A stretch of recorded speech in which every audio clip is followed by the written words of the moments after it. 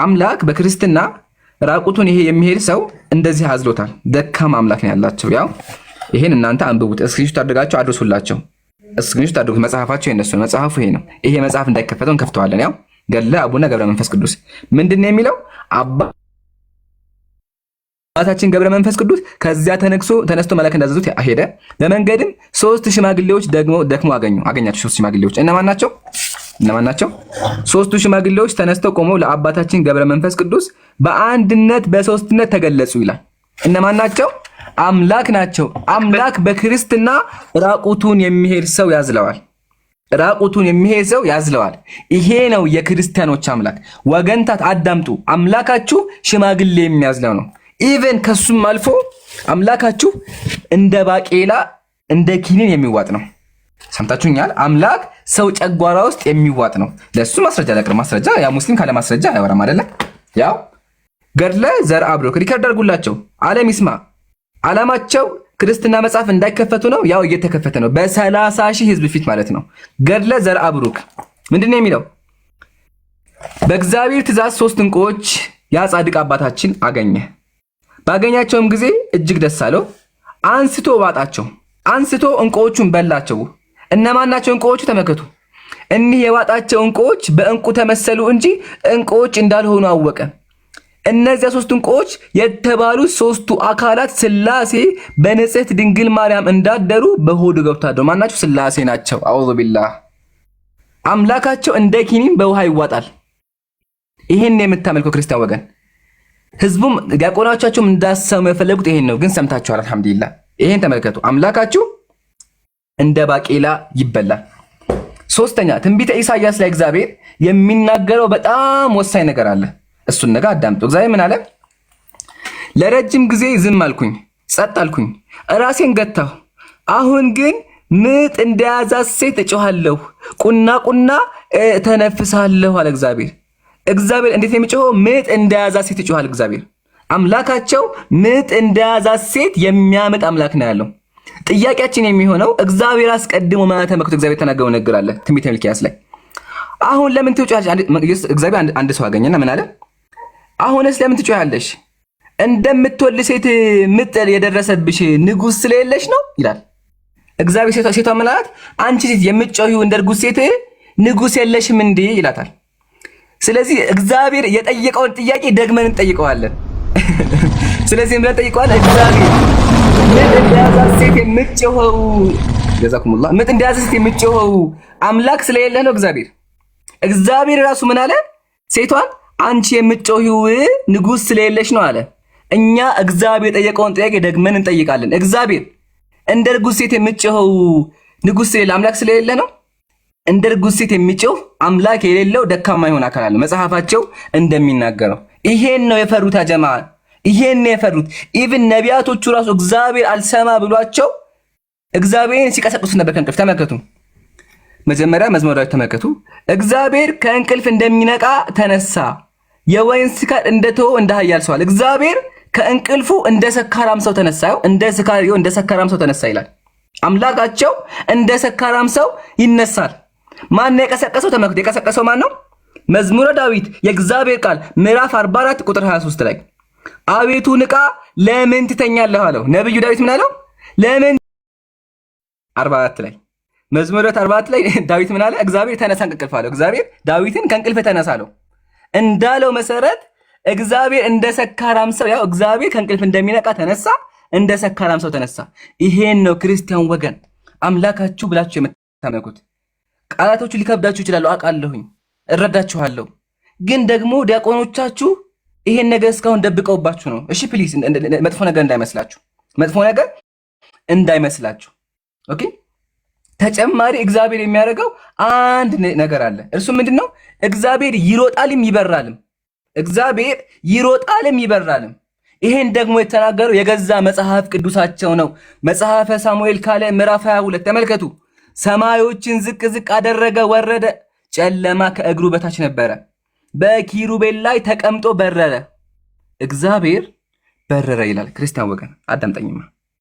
የሚበር አምላክ እንዴት ነው የምታመልኩ? አእምሮ ይቀበለዋል? ኮሜንት ላይ ጻፉላቸው። በራዲዮ እግዚአብሔር ብላችሁ ጻፉላቸው እንዲገባቸው። እግዚአብሔር ያው መጽሐፉ እንደሚለው ተቀምጦ በረረ ይላል። የሚበራ አምላክ ለምንድን ነው የምታመልከው? ይሄን ሁሉም ሰው ከዚህ በኋላ ሁሉም ሰው ይሄን ጥያቄ መጠየቅ አለበት። በራሪ እግዚአብሔር እንዴት ይመለካል? ያው መልአክ ላይ ሆኖ ተቀምጦ በረረ የሚለው ተቀምጦ የሚበር አምላክ እንዴት ነው አምላክ የሚሆነው? ይሄ ደግሞ እንዳይክዱት መጽሐፍ ቅዱሳቸው ነው። መጽሐፍ ቅዱስ መጽሐፈ ሳሙኤል ካልዕ ነው እግዚአብሔር በረረ የሚለው። የሚበራ አምላክ ሱብሃንአላህ። አምላክ በረረ ሲባል በጣም ይገርማል። ከዚህም አልፎ እግዚአብሔር ሰዎች ጋር እደባደባለሁ ይላል። እግዚአብሔር ሰዎች ጋር እደባደባለሁ። ተመከቱ። ልጇ እንደተነጠቀ ድብ እገጥማለሁኝ፣ የልባቸውን ስብ እቀዳለሁኝ፣ በዚያም እንደ አንበሳ እበላቸዋለሁ። እግዚአብሔር ምን አለ? እንደ አንበሳ እበላቸዋለሁ አለ። እግዚአብሔር ይበላቸዋል። እሺ ችግር የለን፣ ይሄን ባላየን እንለፈው። ግን እግዚአብሔር ምግብ በልቶ ያውቃል? እንዲያጀማ በደንብ ያውቃል። ያውም ደግሞ በጣም ብዙ ምግብ። ላሳያችሁ፣ እሱ መስረጃ ላውጣላችሁ። አንዴ ታገሱ። ያው ተመልከቱ። ሰይፈ ስላሴ ሰይፈ መለኮት። ያጀማ አዳምጡኝ አንዴ። እግዚአብሔር አስካሪ መጠጥ ጠጥቷል፣ ዳቦ እንጀራ በልቷል። መጽሐፉ ነው ያለው። እሺ ሀባይቢ መጽሐፉ ነው ያለው። እንዳይደበራችሁ ፕሊስ ፕሊስ ባካችሁ። እሺ ስናገር መጽሐፉ የሚለውን የምናገረው በማስረጃ ካለ ማስረጃ አላወራም። ያው ሰይፈ ስላሴ ሰይፈ መለኮት እንክፈተው አንዴ። ያ እንደዚህ ይላል። ተከታተሉ ከኔ ጋር። በሶስተኛው ቀን አጋዕዝተ ዓለም ስላሴ የአብርሃምን የልቦና ቆራጥነት አይተው የሰይጣንን ተንኮል አይተው ወደ አብርሃም ቤት ሄዱ። የክርስቲያኖች ሶስቱ አምላኮቻቸው ወደ አብርሃም ቤት ሄዱ። የመጀመሪያ ጥያቄያችን ክርስቲያን ወገን እንዴት ብለን ሶስት አምላክ የምታመልኩ? ይሄ የመጀመሪያ ጥያቄ ነው። ወደ አብርሃም ቤት ከሄዱ በኋላ ምን አደረጉ? አብርሃም በደጁ ተቀመጠ። በተመለከተ ጊዜ ወደ ቤቱ እየሮጠ ገብቶ ለሚስቱ እንዲህ አላት፣ እህቴ ሳራ ሆይ እነሆ የከበሩ አረጋውያን 3 እንግዶች መጥተዋል። እንግዲህ ፈጥነሽ እንጀራ ቁጠሩ፣ ኮሜንት ላይ እንጀራ ወጡን፣ ጥሩውን ጠላ፣ እንጀራ ወጥ ጠላ፣ መልካሙን ጠጅ አዘጋጅ፣ እኔም የወይን ፍሪዳ አርዳለሁኝ አለ። እንጀራ ወጥ ጠላ ጠጅ፣ በጣም ብዙ ምግብ ነው። ተመልከቱ አለ። ሳራ ሚስቱም እሺ ጌታዬ እንዳልከኝ ያደርጋለሁ አለች። ከዚህም በኋላ ለእያንዳንዳቸው ለየራሳቸው ታላላቅ ዳቦ ለአምላክ ወፍራም ዳቦ ተጋገረለት። ጠላው ጠጁ አለ፣ ዳቦም ተጋገረ። ያው ታላላቅ ዳቦ፣ ያው ጠጅ። እዚህ ጋር ጠጅ ቃል በቃል ስድብ አይደለም፣ መጽሐፋችሁ ነው። ጠጅ ነው አምላካችሁ። ጠጅ ተቷል። ጠጅ ያው ጠጅ የሚጠጣ አምላክ ያለው። ይቀጥል። እሺ በዚያ ጊዜ የአብን እግር ማጠብ ጀመረ። አብን ካጠበ በኋላ ወልድን መንፈስ ቅዱስን ታጥበው አገኛቸው። አምላክ እግሩን ታጠበ። ከዛሳ በዛ ጊዜ ማዕዱን በገበታ ሰርቶ ወይኑን በማድጋ ቀርቶ አቀረበላቸው። እስኪ ጠግቡ ድረስ በሉ። ሱብሃንአላህ። ነዑዙ ቢላህ። ክርስቲያን ወገን አየህ፣ አምላክ የምትለው አካል ምን እያደረገ ነው ያለው? እየበላ ነው ያለው። ጠጅ የሚጠጣ አምላክ፣ ዳቦ የሚበላ አምላክ። ነዑዙ ቢላህ። እነዚህ ናቸው። እነዚህን የምታመልከው እንደ አምላክ የምታያቸው አካላት ደግሞ ምን እያደረጉ ነው ያሉት? አስካሪ መጠጥ እየጠጡ ነው ያሉት። አስካሪ መጠጥ የሚጠጣን አምላክ እንዴት ነው የምትከተለው ወገኔ? ያው መጽሐፉ ነው ያለው። ፕሊስ እባካችሁ ንቁ። ያው መጽሐፉ ያው ጠላና ጠጅ ጠጡ። ያው መጽሐፍ ገዝተን የምናወራችሁ፣ መጽሐፍ ይዘን የምናወራችሁ ይሄን ነው አምላካችሁ ላይ የምታመልኩት።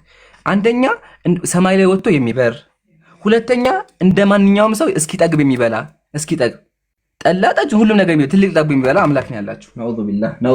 ነዑዙ ቢላህ። በጣም የሚገርመኝ ነገር ደግሞ መሰላችሁ፣ ሴቶችን ባሌ ብለሽ ጥሪኝ ይላል እግዚአብሔር። ሴቶችን ባሌ በይኝ ይላቸዋል። ትንቢተ ኢሳይያስ ምዕራፍ 54 ፈጣሪሽ ባልሽ ነው ስሙም የሰራዊት ጌታ እግዚአብሔር ነው ይላል። ፈጣሪዋ ምኗ ነው? ባልዋ ነው። ስለዚህ እግዚአብሔር ለሴቶች ባላቸው ነው። በዚያ ቀን ባሌ ብለሽ ጥሪኝ፣ እግዚአብሔር ባሌ ብለሽ ጥሪኝ ሴቶችን ያዛል።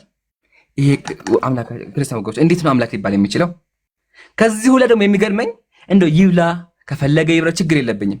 ከዚህ ሁላ የሚገርመኝ ነገር ደግሞ ሰይጣን አምላኩ ነው። ሰይጣን ያዘዋል።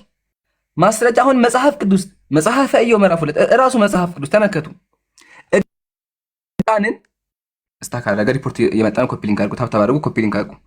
እግዚአብሔር ሰይጣንን በውኑ ባሪያዬ ኢዮብን ተመለከትከውን? በምድር ላይ እንደሱ ፍጹም ቅን እግዚአብሔርን የሚፈራ የለም። በከንቱ አጠፋው ዘንድ በእርሱ ላይ ምንም ብታንቀሳቅሰኝም እስካሁን ፍጹምነቱን ይዟል። አምላክ ሰይጣን ያንቀሳቅሰዋል። ይሄን ነው ቄሶቻችሁ ለብዙ ዓመት ለመደበቅ የሞከሩት። ለዛ ነው ቤተክርስቲያን ስትሄዱ መጽሐፍ ቅዱስ የማያነቡላችሁ። እኛ ግን ዛሬ አልሐምዱሊላህ አስነባቸው ከፍተን አስነባቸው። ቃል በቃል እግዚአብሔር ምን አለ? ብታንቀሳቅሰኝም አለ። ስለዚህ እንደ አምላክ የምታዩት አካል ሰይጣን ያንቀሳቅሰዋል፣ ኢቭን ያዘዋል። ተመልከቱ። ሁሉን የሚገዛ ሰይጣን መጥቶ በአምላክ ፊት ቆሞ እንዲህ አለ። ሰይጣን ሁሉን የሚገዛ ነው። በመጽሐፍ ቅዱስ መጽሐፈ ኩፋሌ እዩት፣ መጽሐፍ ቅዱስ ነው። ሁሉን የሚገዛው ሰይጣን ምን አለ? በአምላክ ፊት መጥቶ እንዲህ አለ፣ እነሆ አብርሃም ልጁ ይስሐቅን ይወደዋል፣ ከሁሉም ይልቅ እርሱ ደስ ያሰኘዋል። በመሰዊያው ላይ መስዋዕት አድርገህ ያቀርበው ዘንድ ንገረው ብሎ ሰይጣን እግዚአብሔርን አዘዘው። እግዚአብሔርም የሰይጣንን ቃል ሰምቶ ምን አለ? ዘፍጥረት ምዕራፍ 22 ላይ ከነዚህ ነገሮች በኋላ እግዚአብሔር አብርሃምን ፈተነው፣ እንዲህም አለው፣ አብርሃም ሆይ። አብርሃምም እነሆ አለሁ አለ። የምትወደው አንድ ልጅህን ይስሐቅን ይዘህ ወደ ሞሪያ ሂድ፣ ከዛ በዚያ መስዋዕት አድርገህ ሰዋው አለው። ሱብሃንአላህ ነዑዙ ቢላህ። ሰይጣን የሚያዘው አምላክ ንቃ ክርስቲያን ወገን። ሸውደውሃል፣ አጭበርብረውሃል። አምላክ የምትለው አካል ያው ቃል በቃል ሰይጣን ያዘዘውን ሁሉን የሚገዛ ሰይጣን ያዘዘውን ቃል በቃል መጥቶ እየተገበረ ነው ያለው። ውሸት እንዳይመስላችሁ ምን ታደርጋላችሁ? መዝግቡ፣ እሺ መዝግቡ፣ ማስረጃ መዝግቡ። አሁን ይሄ መጽሐፈ ኩፋሌ ምዕራፍ 14 ነው፣ የገዛ መጽሐፍ ቅዱሳችሁ ነው የማነብላችሁ። ይሄን መዝግባችሁ ሂዳችሁ ቤተክርስቲያን መሟገት አለባችሁ። እስከ መቼ ሸውደዋችሁ? የመጨረሻ አንድ ነገር ላሳይና ከዛ በኋላ አቆማለሁ። ያ ጀማዓተል ኸይር፣ እግዚአብሔር ነቢያቶችን ያታላል። እደግመዋለሁ፣ እግዚአብሔር ሰዎችን ያጭበረብራቸዋል። ይሄን የተናገረው ደግሞ ራሱ እግዚአብሔር ነው። ትንቢተ ሕዝቅኤል ምዕራፍ 14 ላይ እግዚአብሔር ምን አለ? ነብዩ ቢታለል ቃልም ቢናገር ያንን ነብይ ያታለልኩት ማን ነኝ? እኔ እግዚአብሔር ነኝ። እግዚአብሔር ነቢያቶችን ያጭበረብራቸዋል። ቃል በቃል መጽሐፍ ቅዱስ ነው። የሚያጭበረብር አምላክ አውዙ ቢላህ። ክርስቲያን ወገን እየሰማኸኝ ነው? ነብዩ ቢታለል ቃልም ቢናገር ያንን ነብይ ያታለልኩት እኔ እግዚአብሔር ነኝ አለ። የሚያስቀኝና የሚያሳዝን ነገር ደግሞ ምንድነው? ራሱ አታሎ ራሱ ገሃነም ይከታቸዋል። እጄንም በእርሱ ላይ ዘረጋለሁ ከህዝቤም ከእስራኤል አጠፋዋለሁ አለ። ራሱ አታሎ ከዛ ያርዳቸዋል። ነዑዙ ቢላህ ነዑዙ ቢላህ ነዑዙ ቢላህ። በጣም ብዙ እንደዚህ ጉዶች አሉ። እያንዳንዱን ከፍተን እናሳያለን። እያንዳንዱን እየከፈትን እናሳያለን። ተዘጋጁ። ታብታም አድርጉ፣ ኮፒ ሊንክ አድርጉ። ግን እንዳይበዛባችሁ ይሄን ፕሮሰስ አድርጉና ኢንሻአላህ ወንድሞች ደግሞ ሐሳብ ይስጡና ብዙ እነዚህ አልተከፈቱም፣ ገና ጀማ አልተከፈተም። እነዚህ በሙሉ ገና ይከፈታሉ። ወንድም ሳላ ሂድበት።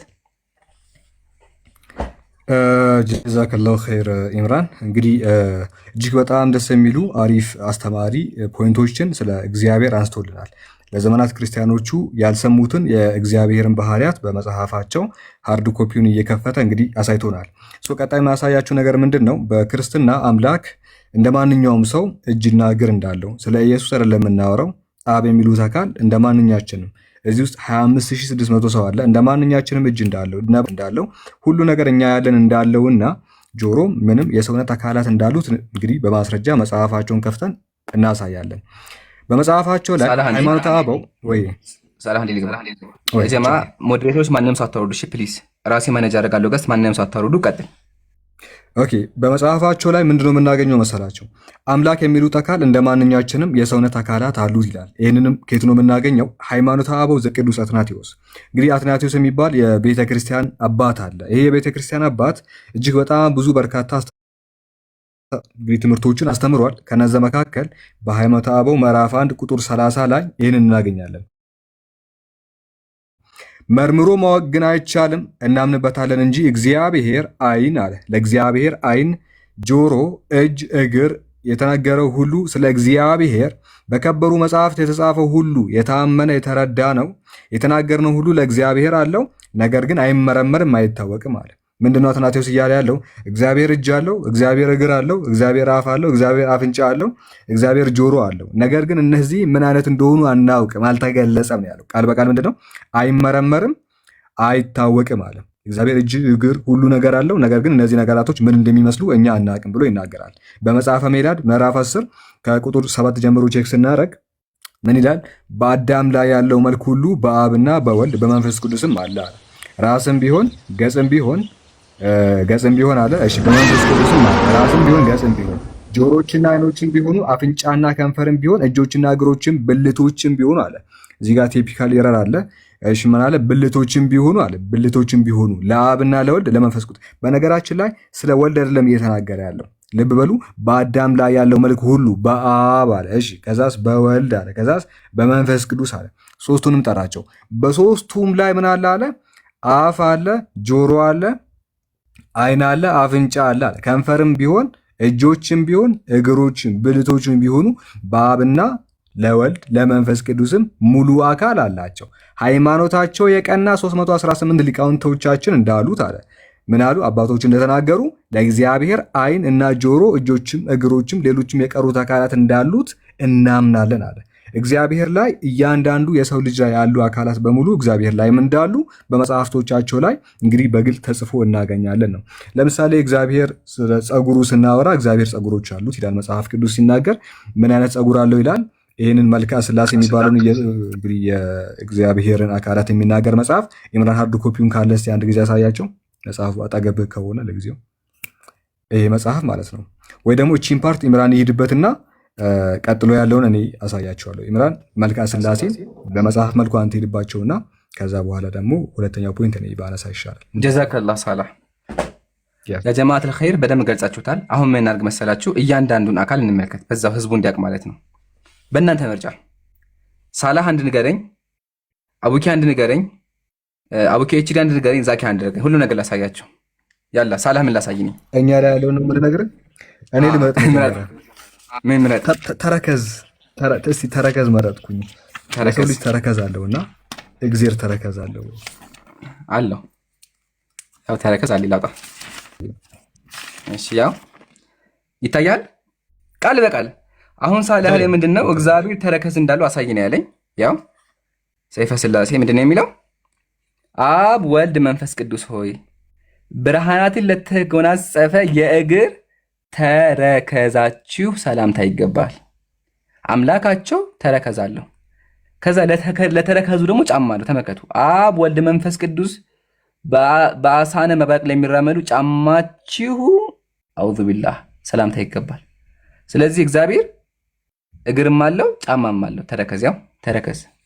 ጨርሻለሁ። እሺ አቡኪ ምን ላሳይኝ? ሰላም አለይኩም ወራህመቱላሂ ወበረካቱ። ወአለይኩም ሰላም ወራህመቱላሂ ወበረካቱ። በጣም ይበላል እያልክ ነበረ ቀደም። እስቲ ከርስ የሚለውን ፓርት ቀላል ነው። አሁን ደግሞ እግዚአብሔር ከርስ እንዳለው ነው የማሳየው። ጥያቄ ጠየቀኝ አቡኪ። ከርስ እንዳለው አሳይኝ ያለኝ በጣም ደስ ይለኛል። ያው ከርስ የሚለው አይ ቲንክ ሞዴል አስተካክሉኝ አንዴ፣ ትልቁ ላይ አድርጉኝ። ቆይ አይ ቲንክ እኔ የምችለው ቆይ አይዋ አድርጌዋለሁ። እሺ ያው አብ ወልድ መንፈስ ቅዱስ የፍጡራን ሁሉ ከርስ ለፈጠረ ለማይመረመር ከርሳችሁ ሰላምታ ይገባል። ቡም ሰምታችኋል። አብ ወልድ መንፈስ ቅዱስ ምን አላቸው? ከርስ አላቸው። የሰዎችን ከርስ የፈጠረው የእግዚአብሔር ከርስ ነው። ጥያቄ እግዚአብሔር ከርስ ምን ያደርግለታል? ጨርሻለሁ። አቡኪ ሳላህ ጨምሩበትና ከዛ ደግሞ እንቀጥላለን።